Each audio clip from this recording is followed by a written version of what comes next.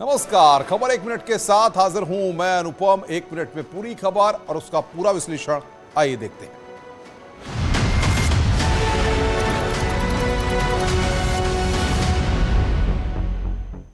मथुरा में आगरा दिल्ली हाईवे पर cold drink और पानी की बोतलों से भरा एक ट्रक पलट गया।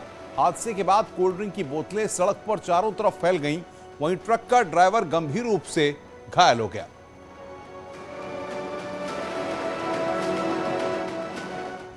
दिल्ली आगरा हाईवे पर कोल्ड ड्रिंक लदा ट्रक पलट गया। ट्रक पलटने के साथ आसपास के लोग जुट गए, जिसे जितनी हाथ लगी सब कोल्ड ड्रिंक और पानी की बोतलें लूटने में लग गए। यहां तक कि हाईवे से गुजरने वाले कार मोटरसाइकिल सवार लोग भी कोल्ड ड्रिंक लूट कर ले गए। प्रत्यक्षदर्शियों के अनुसार मौके पर पहुंचे पुलिसकर्मी भी कोल्ड ड्रिंक और पानी की बोतलें लेकर जाते हुए देखे गए। 12:30 बजे भी घटना है। कितने रुपए लगभग नुकसान माना जाएगा? नुकसान लगभग कितने रुपए का हो गया है? नुकसान तो काफी है। कोई माल वगैरह भी यहाँ से चला गया क्या? आसपास के लोग ले गए हैं क्या? हाँ, ले गए। आस-पास के लोग ले गए, कचू पुलिस वाले भी ले गए, टेम्पो वाले भी ले गए। बताया जा रहा है कि ये ट्रक वरुण बेवरेज छाता से आगरा के लिए जा रहा था कि तभी नवादा से आगे ट्रक अनियंत्रित होकर पलट गया।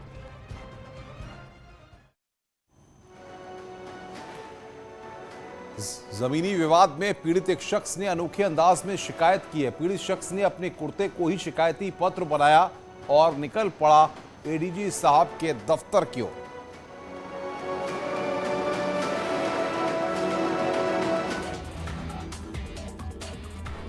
बरेली में एक शख्स ने अनोखे अंदाज में एडीजी से शिकायत की।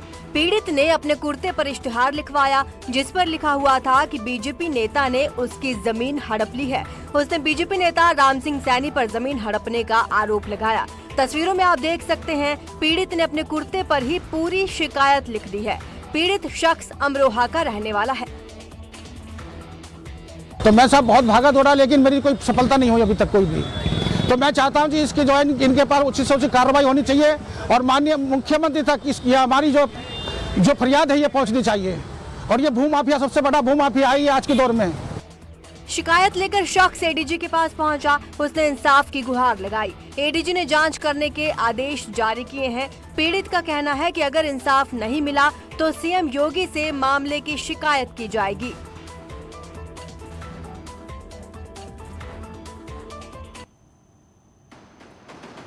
खबर गोंडा से है, जहां पर गांव में फकीरों के साथ बदसलूकी हुई है। गांव में भीख मांग रहे फकीरों को एक युवक ने पकड़कर उठक बैठक करवाई। पुलिस ने आरोपी युवक को गिरफ्तार कर लिया है।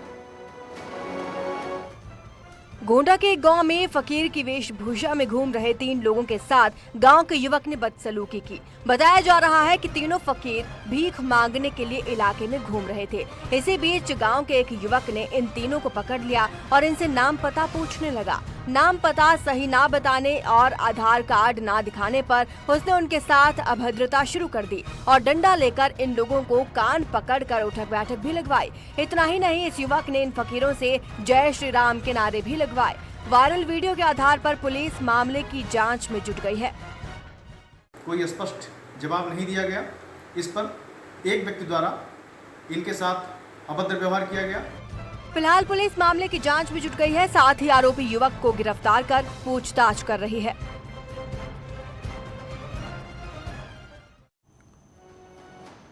कानपुर हिंसा में हर रोज नए खुलासे हो रहे हैं। बेकनगंज में तैनात सीओ अकमल खान से जांच एजेंसी की पूछताछ करेगी। वहीं हिंसा से जुड़ा एक नया वीडियो भी अब सामने आया है। कानपुर हिंसा केस में बेकनगंज क्षेत्र के सीओ अकमल खान ने बड़ा खुलासा किया। सीओ अकमल खान का कहना है कि बंद की कॉल के नोटिस के बाद से ही जफर हयात हाशमी उनके संपर्क में था, लेकिन बाद में बंद को स्थगित कर दिया गया था और जुलूस की भी कोई बात नहीं थी। लेकिन बाद में हालात बिगड़ गए। माना जा रहा है कि एसआईटी अकमल खान से भी जानकारी ले सकती है। मुझे ये सूचना मिली कि इस तरह की चीज़ें भी शुरू हो रही हैं, कुछ लोग जमा हो रहे हैं। तो मैंने उससे पूछा कि भाई कैसे जमा हो रहे हैं लोग, और जबकि हमारी पहले ही वार्ता हो चुकी है कि आपका 1 तारीख का केवल बंद का आह्वान था, तो वो भी आपने कैंसिल कर दिया था। तो 3 तारीख का बंद का आह्वान था। तो आपने कैसे लोग इकट्ठा हो रहे हैं, इसी बात को लेकर के मेरे उनसे। और वहीं हिंसा से जुड़ा एक और सीसीटीवी फुटेज सामने आया है, जिसमें कुछ लोग पथराव कर रहे हैं। गाड़ियों में भी तोड़फोड़ की जा रही है। इतना ही नहीं, पथराव के दौरान इलाके में लूटपाट भी की गई। कई दंगाइयों ने अपनी पहचान छिपाने के लिए मुंह को कपड़े से ढक रखा था। हालांकि फुटेज के आधार पर दंगाइयों की गिरफ्तारी की जा रही है। अब तक 54 आरोपी गिरफ्तार किए जा चुके हैं। राष्ट्रपति चुनाव के लिए चुनाव आयोग ने तारीख का ऐलान कर दिया है। 18 जुलाई को चुनाव होंगे और 21 जुलाई को देश को नए राष्ट्रपति मिल जाएंगे। चुनाव आयोग ने राष्ट्रपति चुनाव की तारीख का ऐलान कर दिया है। 18 जुलाई को राष्ट्रपति चुनाव होंगे और 21 जुलाई को देश को नए राष्ट्रपति मिल जाएंगे। 29 जून नामांकन की आखिरी तारीख होगी। राष्ट्रपति चुनाव को लेकर सूचना जारी कर दी गई है। And date on which a poll shall, if necessary, be taken is 18th of July 2022. That happens to be Monday. Thereafter, we collect all the ballot boxes and bring it back to Delhi. And date on which counting, if required, shall be taken and result declared. That would be 21/7/2022. चुनाव में voting के लिए एक विशेष ink वाला pen मुहैया कराया जाएगा।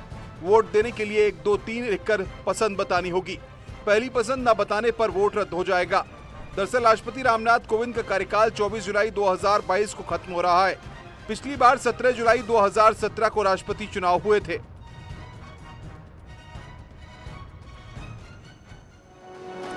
UP Vidhan Parishad के लिए भारतीय जनता पार्टी ने 9 प्रत्याशियों ने आज नामांकन किया। नामांकन के बाद सभी प्रत्याशियों ने बीजेपी के केंद्रीय नेतृत्व को धन्यवाद दिया है। बीजेपी के 9 एमएलसी उम्मीदवारों ने आज अपना नामांकन भर दिया। नामांकन के दौरान सीएम योगी आदित्यनाथ मौजूद रहे। सीएम के अलावा डिप्टी सीएम ब्रजेश पाठक, प्रदेश अध्यक्ष स्वतंत्र देव सिंह भी मौजूद रहे।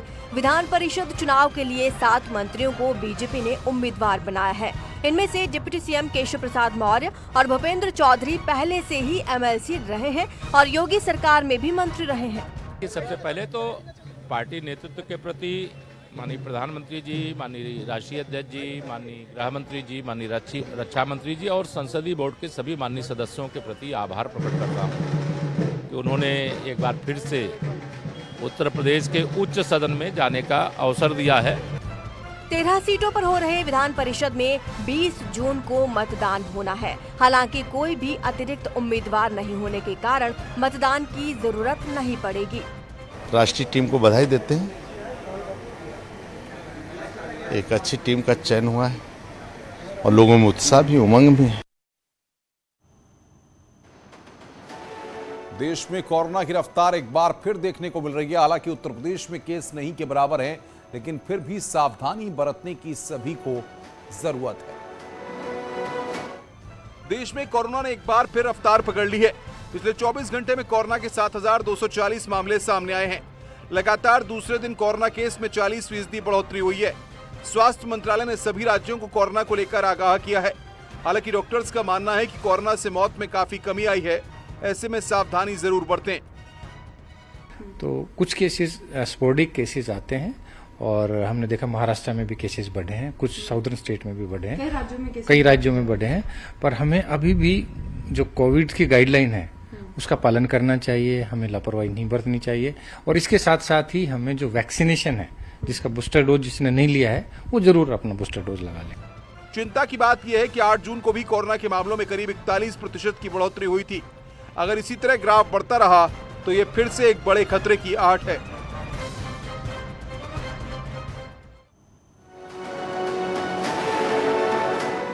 गोरखपुर में एक निजी संस्था ने रामगढ़ ताल के किनारे सीएम योगी का 7,000 दियों से तस्वीर बनाई है।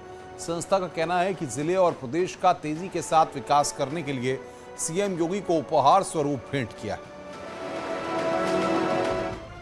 गोरखपुर में रामगढ़ ताल के किनारे सीएम योगी की तस्वीर आकर्षण का केंद्र बनी हुई है।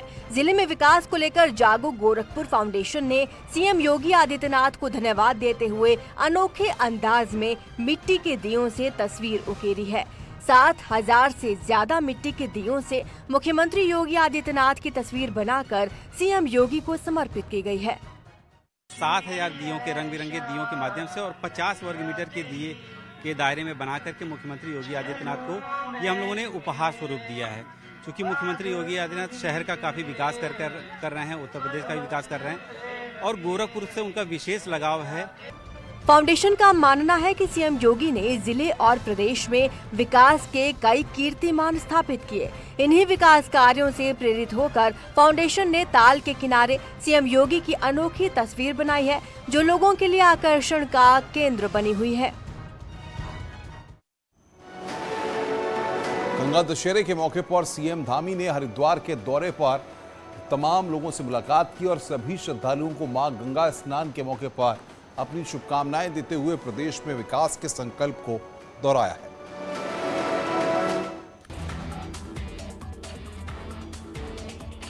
सीएम पुष्कर सिंह धामी आज हरिद्वार दौरे पर रहे, जहां उन्होंने कनखल के जगत गुरु आश्रम पहुंचकर शंकराचार्य स्वामी राजेश्वराश्रम से मुलाकात कर आशीर्वाद लिया।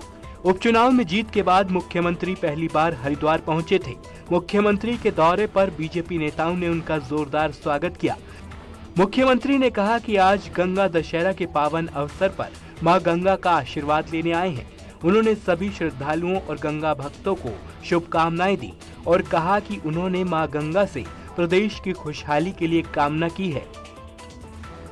प्रदेश का जो हम लोगों ने संकल्प लिया है, विकल्प रहित संकल्प, उसके आधार पर हम सब लोग आगे बढ़े। हमारा एकमात्र उद्देश्य है कि इस समय जितने भी श्रद्धालु आ रहे हैं उनको कम से कम परेशानी हो और उनकी यात्रा सरल हो, सुगम हो और सुरक्षित हो। चार धाम यात्रा पर बात करते हुए मुख्यमंत्री ने कहा कि सरकार का उद्देश्य है कि यात्रा में पहुंच रहे श्रद्धालुओं को किसी तरह की दिक्कत न हो, यात्रा सरल, सुगम और सुखद हो।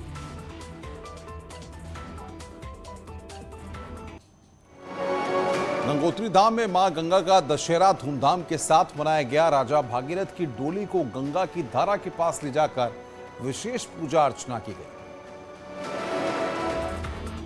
गंगोत्री धाम में भी गंगा दशहरा धूमधाम से मनाया गया। इस मौके पर राजा भगीरथ की मूर्ति का श्रृंगार कर धूमधाम से शोभा यात्रा निकाली गई और सफाई अभियान कर संदेश भी दिया गया।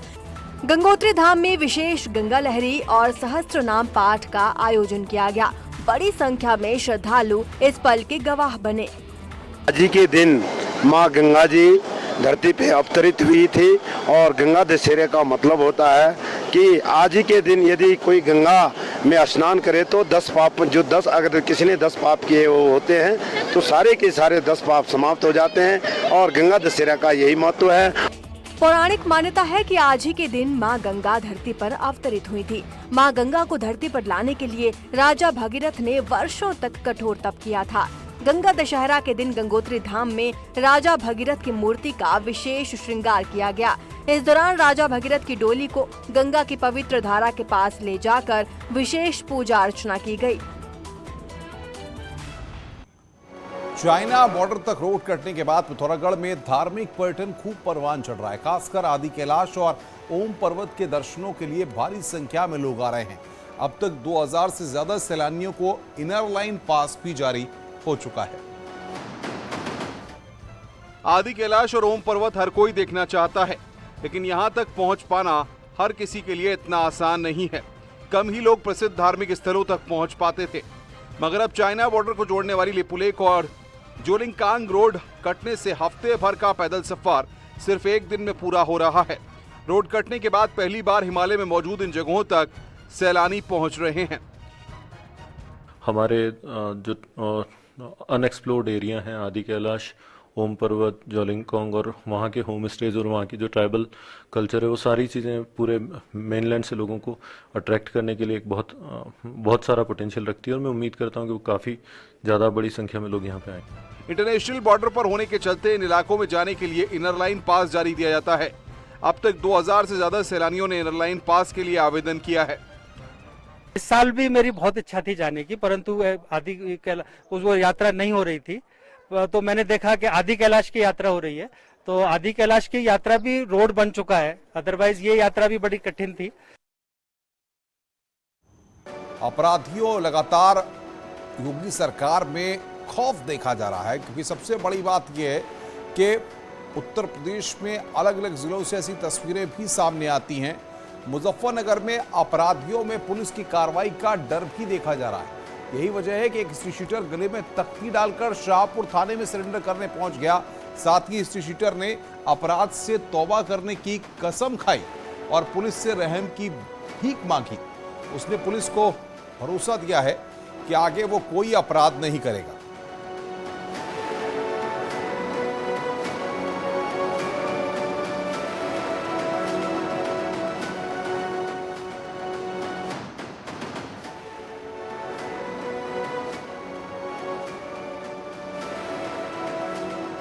अमरोहा में एसपी विधायक के अवैध कब्जे पर बुलडोजर की कार्रवाई हो सकती है। अमरोहा नगर पालिका परिषद ने शहर विधायक पूर्व कैबिनेट मंत्री महबूब अली को नोटिस भेजा है। इसमें 3 दिनों में अतिक्रमण हटाने के लिए कहा गया है। नगर पालिका ने अवैध कब्जा नहीं हटाने पर कार्रवाई करने की बात कही है। कोई कार्रवाई नहीं की गई। कार्रवाई हाँ, नोटिस चस्पा किया गया है। नोटिस संदर्भ में चस्पा किया गया है कि उनका जो स्लेब है वो हटा ले, अन्यथा की स्थिति में जो है नगर पालिका द्वारा जो अभियान चलाया जा रहा है उसमें उसको तोड़वा दिया। नहीं, आपने एफआईआर की भी चेतावनी दी है उसमें? वो एक सामान्य नोटिस प्रक्रिया है। अगर वो नहीं हटाएंगे और अगर वो नहीं तोड़वाएंगे तो जैसे सामान्य स्थितियाँ सबके लिए वैसे हर किसी के लिए। क्या एफआईआर कराई जाएगी? और जाहिर बात है, अगर तोड़वा लेंगे तो कोई बात नहीं, अन्यथा अगर वो नहीं तोड़वाएंगे तो हम तोड़वा लेंगे, उसमें कौन सी बात है।